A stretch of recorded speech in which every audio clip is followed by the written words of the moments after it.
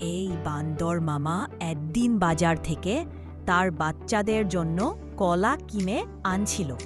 হঠাৎ দুটি দুষ্ট হাতি বান্দর মামার দিকে তার পিছু পড়ে এবং মামার কাছ থেকে সমস্ত কলা খেয়ে ফেলে। বান্দর মামাই কান্না করতে করতে পুলিশের কাছে গিয়ে দুষ্ট হাতির বিরুদ্ধে নালিশ করে। সঙ্গে সঙ্গে পুলিশ গাড়ি নিয়ে জঙ্গলের দিকে চলে যায় এবং দুষ্ট হাতিটিকে ধরে কারাগারের ভিতরে বন্দী করে রাখে।